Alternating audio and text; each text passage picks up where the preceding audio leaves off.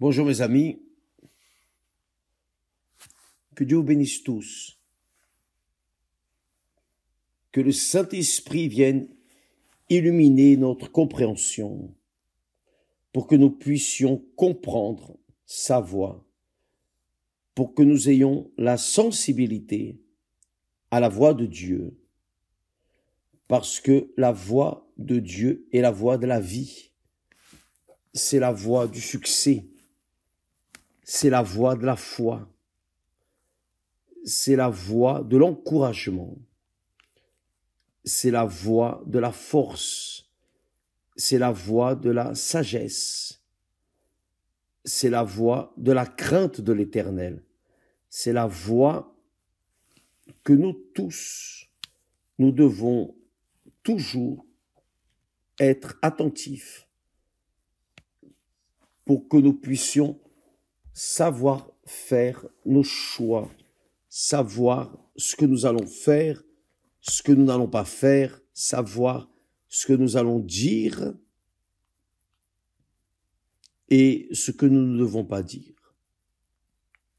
David a prié à Dieu et a demandé de mettre sur ses lèvres un ange pour qu'il ne parle pas plus que ce qu'il ne devrait le faire. Donc, j'aimerais, mes amis, qu'en ce premier jour du jeûne de Zacharie, un jeûne difficile, soit dit au passage, difficile, car cesser de manger, cesser de boire, cesser de voir des informations séculières, c'est une chose. Maintenant, quand vous allez cesser de dire, de murmurer, cesser de se lamenter, cesser de réclamer, ça c'est très compliqué, très difficile. Quand Dieu a donné la révélation à Zacharie, il l'a rendu muet, car Zacharie n'a pas cru. Et s'il sortait avec cette révélation parlant aux autres, il allait, disons, abîmer les plans de Dieu. Donc Dieu l'a rendu muet pour ne pas parler jusqu'au jour où s'est accomplie la prophétie. Et la prophétie que je vous dis, mes amis,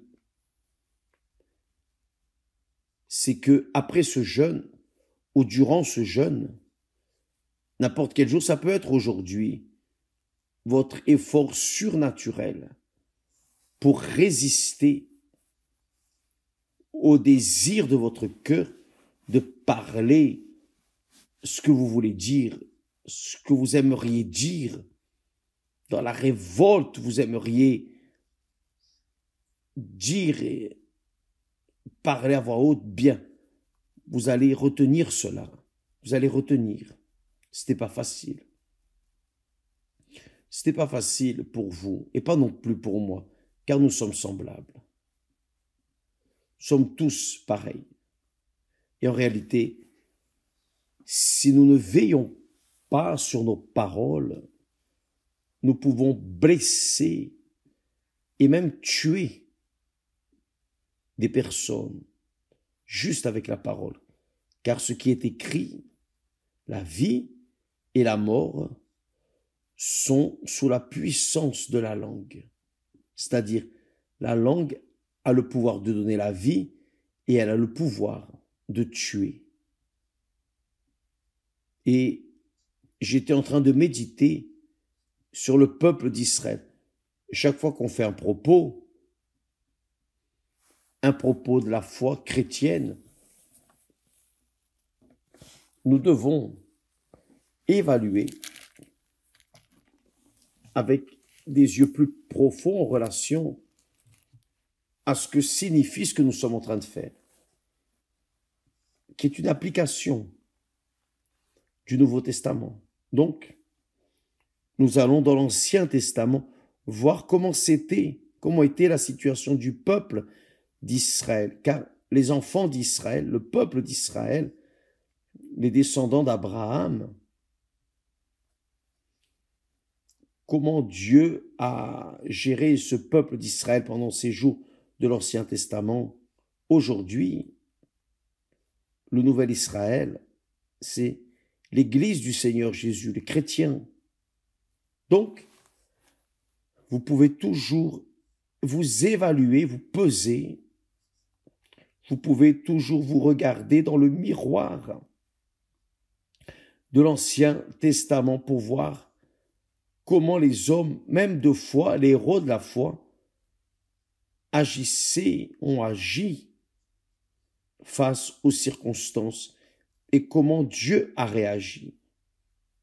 Et je crois que ce n'est pas différent aujourd'hui. Ce que Dieu a été, il est et il sera pour toujours le même. Il est simplement le grand je suis. Il est El Shaddai, le Tout-Puissant. Donc, il peut toutes choses. Mais nous voyons la patience, l'amour, la tolérance de Dieu envers son peuple dans le passé. Et aujourd'hui, ce n'est pas différent. Ce n'est pas différent. Nous allons voir par exemple un exemple très clair qui a été douloureux à l'époque où c'est arrivé, mais pour nous aujourd'hui c'est un enseignement très précieux, spécialement dans ce jeûne de Zacharie que nous commençons aujourd'hui.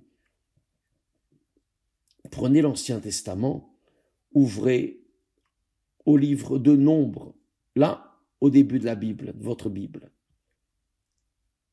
Livre de Nombre, c'est le 4e livre de Moïse. 4e livre. D'abord Genèse, ensuite Exode, ensuite Lévitique, et alors vient le livre des Nombres. Et là, au chapitre 11, il est écrit, il commence ainsi. Le peuple murmura.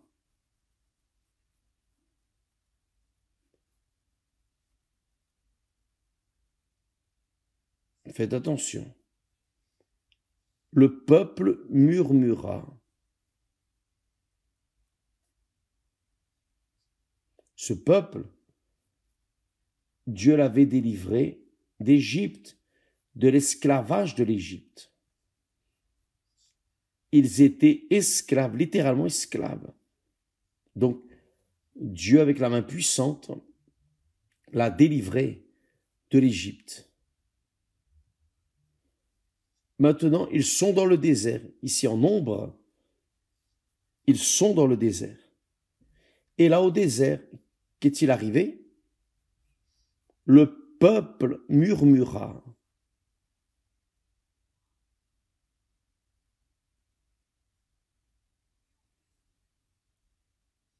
Et cela déplut à l'Éternel. Lorsque l'Éternel l'entendit, sa colère s'enflamma. Dieu se met en colère. Dieu est amour, mais Dieu se met en colère. Et quand il se met en colère, sortez de là. Le texte sacré dit, sa colère s'enflamma parce que le peuple a murmuré. Le peuple s'est plaint, il s'est lamenté, il a réclamé. C'est ce qui arrive avec beaucoup de personnes de nos jours. Parfois nous-mêmes, nous nous lamentons, nous nous plaignons de miettes quand Dieu a fait des choses extraordinaires, glorieuses, que lui seul est capable de faire. Alors, Dieu s'irrite, se met en colère avec ceux qui procèdent ainsi. Car il nous a aussi enlevés de l'Égypte, n'est-ce pas? Nous avons été délivrés de l'Égypte. Combien de personnes me regardent en cet instant et doivent concorder avec nous en cet instant, que Dieu a fait des choses magnifiques. Il a enlevé des drogues, il a éliminé les vices, il a reconstitué le foyer, il a guéri de l'infirmité A, B, C, du cancer, etc., etc. Il a fait des choses merveilleuses. Cependant, même ainsi, les bénéficiaires, pas tous bien sûr, mais il y a eu et il y a beaucoup de bénéficiaires qui se lamentent. Ah, ma vie, quelle petite vie. Beaucoup de personnes commencent à réclamer, à se plaindre, car elles n'ont pas encore réalisé leurs rêves. Dieu a fait des choses extraordinaires. Il a arraché le démon, l'esprit de suicide, de la dépression, de la tristesse, mais les personnes ont oublié rapidement les faits du Seigneur et elles ont commencé à réclamer, elles ont commencé à se plaindre de leur vie en relation à Dieu. Oh mon Dieu, ça c'est pas correct, c'est pas juste. Oh regarde, celui qui est méchant, celui qui n'écoute pas ta voix, ta parole, va bien. Et ceux qui écoutent ta voix, ta parole, je suis toujours à l'église, je te suis fidèle dans les dîmes, les offrandes, et ceci, cela, je suis fidèle, fidèle, fidèle. Cela n'est pas juste. Eh oui, mes amis, ce qui n'est pas juste, c'est de vous plaindre, c'est que je me plaigne de quoi que ce soit devant Dieu face à ce qu'il a déjà fait pour nous. Par-dessus tout, avoir pardonné nos péchés et éliminé notre passé sale. Donc, le peuple s'est plaint en disant ce qui était méchant aux oreilles de l'Éternel.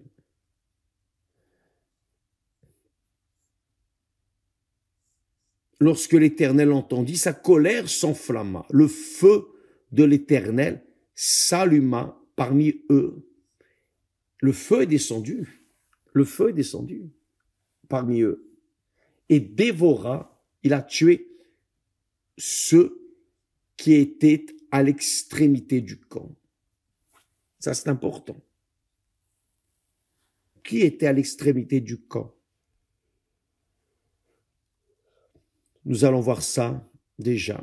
Le peuple cria à Moïse. Moïse pria l'Éternel. Et le feu s'arrêta.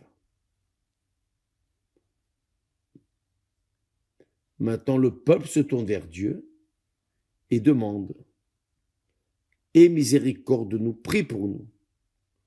Et Moïse a prié et Dieu a écouté et a éteint le feu. On donna à ce lieu est resté marqué à cause de cette réclamation, cette lamentation de ce peuple. Et il a reçu le nom de Tabéra, le nom de cet endroit où c'est arrivé ce problème. Ce lieu a reçu le nom de Tabéra parce que le feu de l'Éternel s'était allumé parmi eux.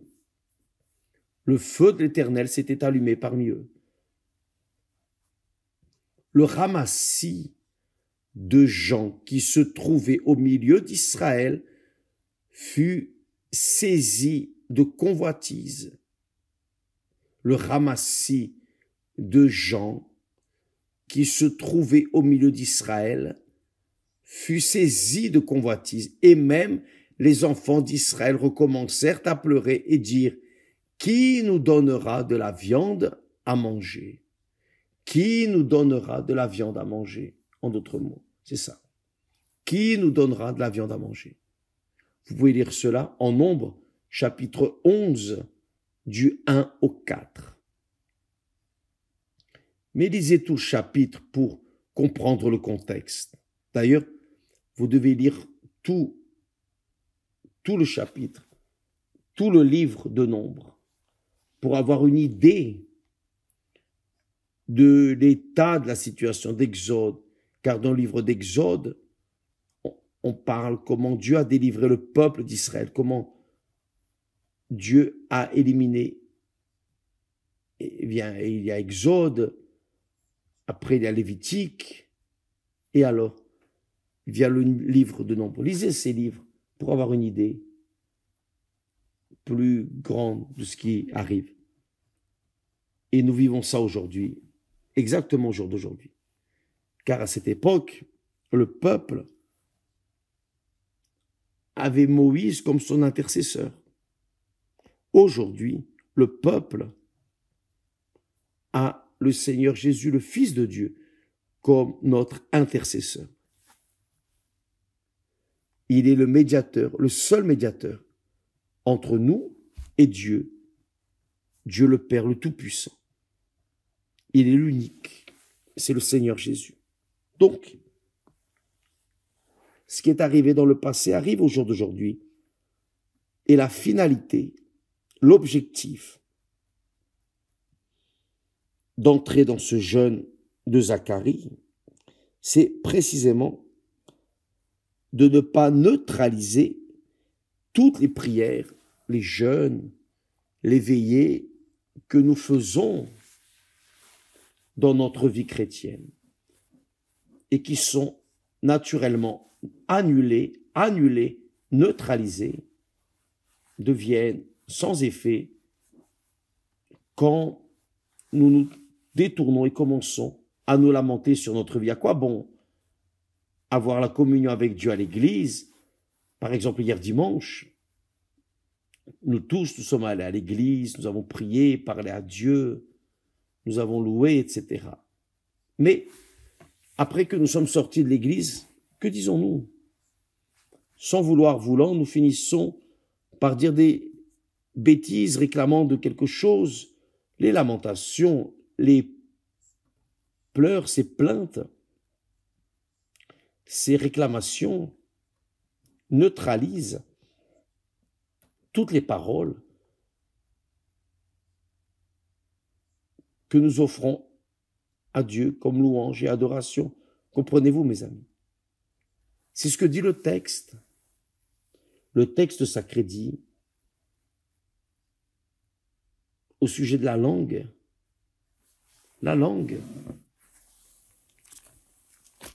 la vie et la mort sont sous la puissance de la langue. Ça, c'est la réalité. La langue, donc, tout comme nous avons le pouvoir de la langue pour parler à Dieu, oh Seigneur, alléluia, nous louons Dieu. Nous avons aussi le pouvoir de la langue pour même blasphémer contre Dieu. Tout dépend de chacun de nous, tout dépend de l'esprit qui conduit notre tête. Si c'est l'esprit de Dieu ou si c'est l'esprit de ce monde. Donc, mes chers amis, il est bon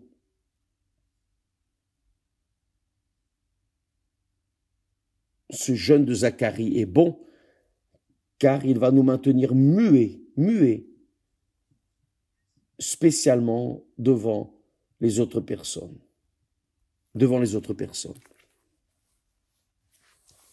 L'apôtre Paul, aux Philippiens, il dit « Faites toutes choses sans murmure, ni dispute. Faites toutes choses sans murmure, ni dispute, c'est-à-dire, hier nous avons loué Dieu, aujourd'hui nous allons travailler, nous allons accomplir nos obligations, nos devoirs, mais on ne peut pas le faire. On ne peut pas les faire avec des murmures et des disputes. Se lever du lit découragé. Ah, lundi, il faut travailler. C'est bien que aujourd'hui étant jour de la fête de la chair, la fête de l'enfer, bien sûr que beaucoup ne travaillent pas, mais il y a des personnes qui travaillent, donc que ce soit le travail doit être fait sans murmure ni dispute. pour que nos paroles ne viennent pas neutraliser les paroles que nous avons parlées hier à l'église. Devant l'autel, nous avons loué et adoré Dieu. Car c'est ce qui est arrivé. C'est ce qui a fait s'allumer la colère de Dieu durant ces jours de Moïse. Mais ce qui attire l'attention ici, ce qui a attiré mon attention à Tabéra, c'est que le texte dit que le ramassis de gens qui se trouvaient au milieu d'Israël, qu'est-ce que c'est le ramassis? Qui sont eux? Les enfants d'Israël, le peuple d'Israël qui avait été délivré. Donc, le ramassis de gens qui étaient au milieu d'eux fut saisi de convoitise. Et même les enfants d'Israël recommencèrent à pleurer et dire: qui nous donnera de la viande à manger? Le feu était descendu récemment et beaucoup étaient morts à cause de cela. Et le fait est que, pourquoi est-ce que le peuple d'Israël s'est lamenté? Pourquoi est-ce que le peuple d'Israël s'est tourné contre Dieu? Pourquoi s'est-il plaint? Pourquoi? Qu'est-ce qui les a induits à la plainte contre Moïse, se réclamer contre Moïse, se lamenter contre Moïse? Vous savez pourquoi? Excusez-moi.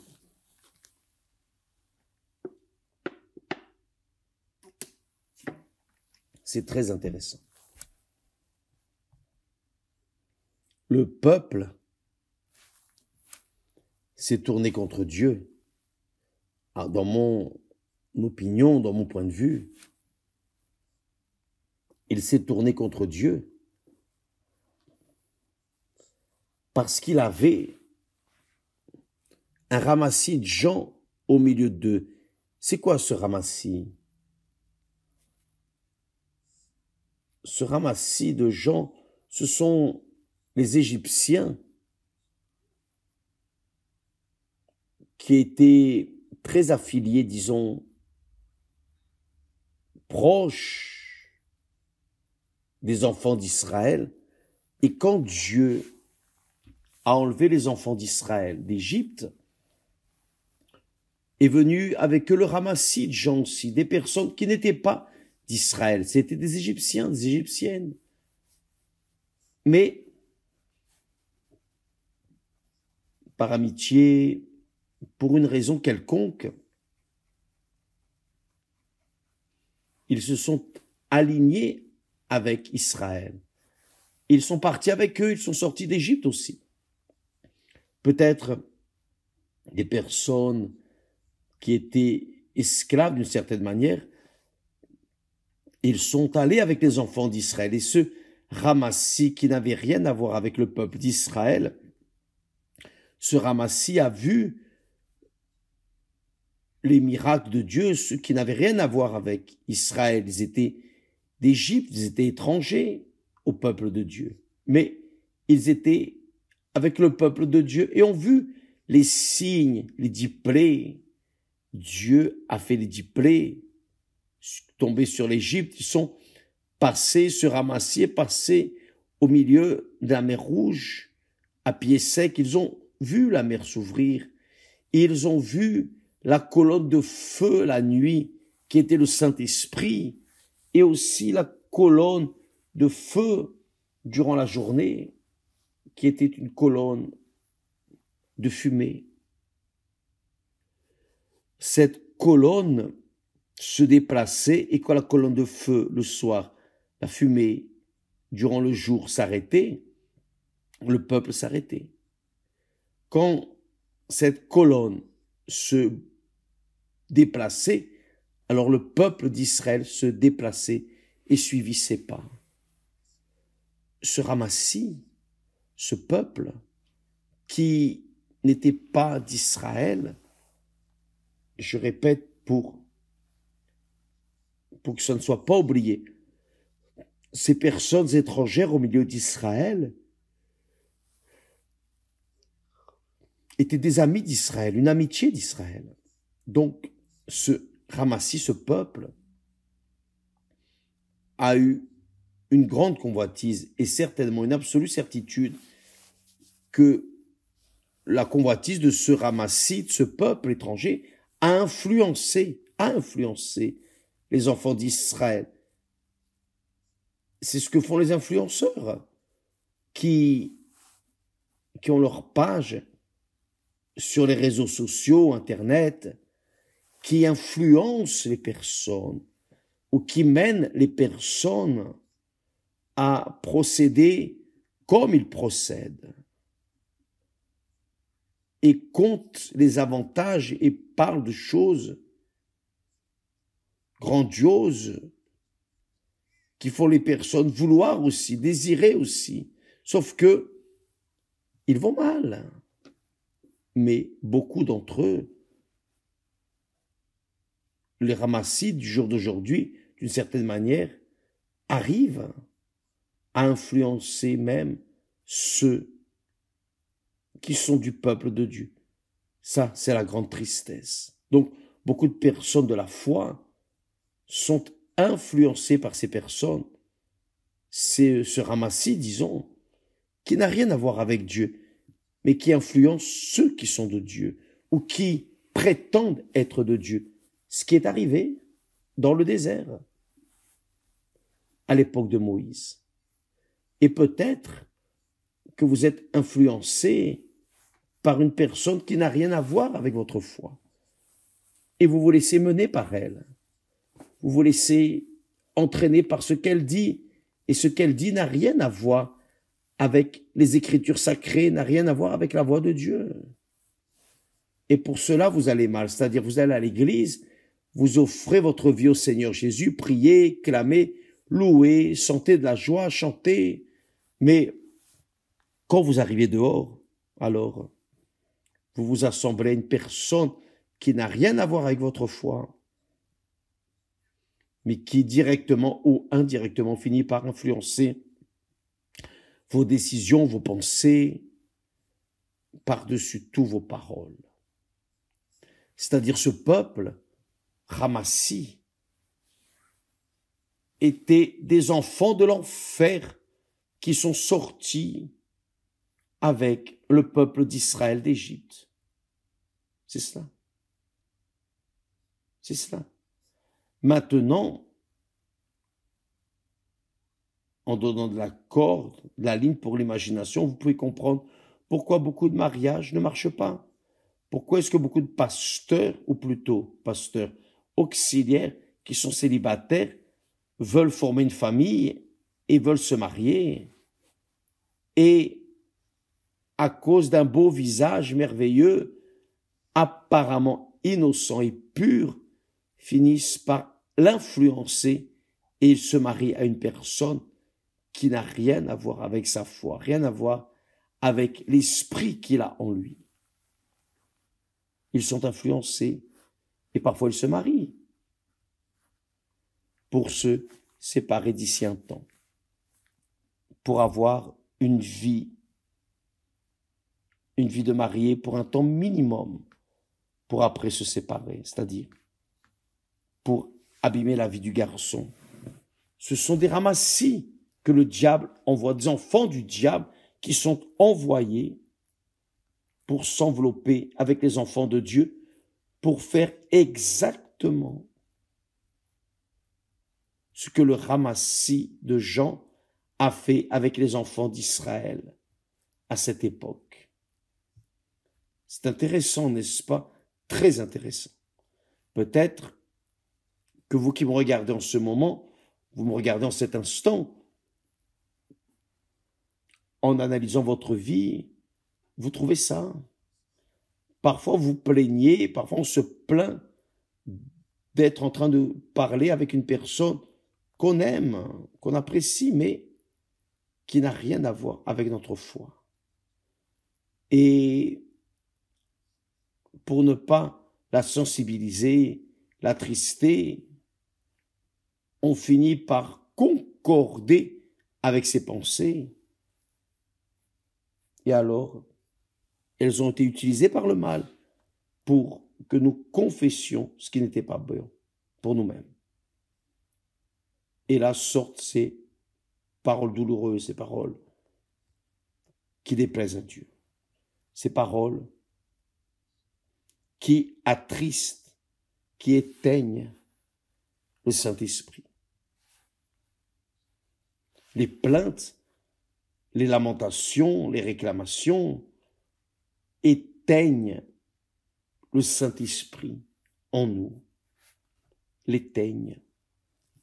Car tout comme Dieu est resté en colère à cette époque, il a fait le feu descendre et a tué beaucoup de personnes. Il a tué des personnes.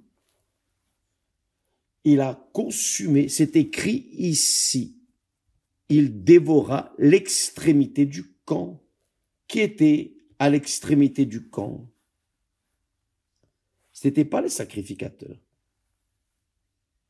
Ce n'était pas Moïse. Mais c'était le ramassis de gens avec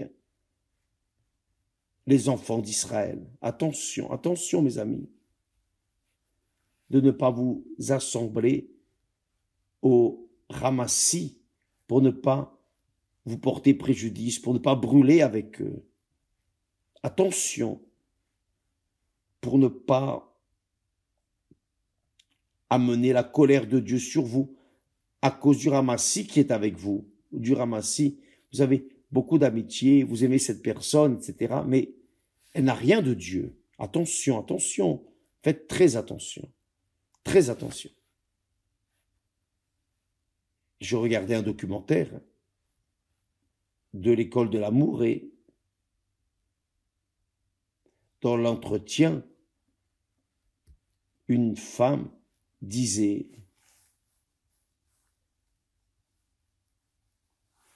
j'avais des fiançailles fermes, déjà presque prête à me marier, mais est venue l'époque de carnaval, j'ai dit non, je vais laisser ça, après je vois, après je prends soin de ça. Je vais profiter de mes droits de jouer au carnaval. Parce qu'au carnaval, c'est la fête de la chair. Personne n'est à personne. Qui a un mari cesse de l'avoir, qui a une épouse cesse de l'avoir. Car tous s'enveloppent dans cette fête satanique. Et par conséquent, beaucoup meurent, n'arrivent même pas à finir les 3 jours, meurent dans ces 3 jours. Pourquoi? Car dans la fête de la chair, personne n'est à personne. Il n'y a pas de mari, il n'y a pas d'épouse, il n'y a pas de fils, père, mère, il n'y a personne. Tout est comme ça, livré au diable, à la volonté de Satan, de l'enfer. Et tout le monde sait ça. Tout le monde sait cela. Car rien n'arrive de bon, il n'arrive que des tristesses et morts, etc. Séparation, un enfer. Mais qui va parmi ce peuple de la venue du Samba qu'attendre de cela? La joie, félicité, une vie prospère, une vie bénie. On peut attendre ce que le diable a donné pour ceux qui suivent sa voix, qui suivent son bruit, qui suivent son rythme, sa mode. Donc, mes amis, Dieu s'est mis en colère à cette époque contre le peuple d'Israël, car il s'est lamenté, il a murmuré, et après il a dit: ah, j'ai un désir, je mangeais de la chair, de la viande, de la viande. Dieu est resté en colère, et aujourd'hui, je pense que ce n'est pas différent. Et là vient le croyant qui dit: ah, mais ça c'était dans l'Ancien Testament, la loi, maintenant on vit sous la grâce. Comme si la grâce de Dieu était une permission de vivre dans la chair, permission de pécher à volonté. Maintenant, je vis sous la grâce. Mes amis, ne jouez pas avec Dieu. La Bible dit: n'éteignez pas le Saint-Esprit. N'éteignez pas le Saint-Esprit. quand vous vous laissez entraîner par une personne influenceuse pour le mal, vous allez vers le mal avec elle. Vous éteignez le Saint-Esprit, vous priez Dieu à l'église, vous demandez à Dieu, je veux le Saint-Esprit, mais si vous vous enveloppez avec ce ramassis, si vous assemblez le ramassis, vous pouvez vous y attendre. Vous allez en subir les conséquences, car c'est ce qui est écrit. Ce qui est écrit et va arriver. Qu'il pleuve ou qu'il fasse du soleil. C'est une prophétie de Dieu. Donc, qui s'attache au pourceau mangera et vivra comme les pourceaux. C'est la réalité. Maintenant, il vous revient, mes amis, d'évaluer votre vie et voir ce que vous allez faire d'elle. Quant à moi, je suis là, avec cette parole de Dieu. Ça est un enseignement. Et quand on utilise la tête, l'intelligence, on s'humilie pour ne pas souffrir les mêmes conséquences. Demain, nous parlerons plus à ce sujet.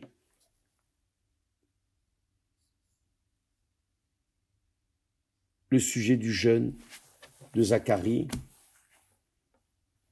qui fait partie de notre quotidien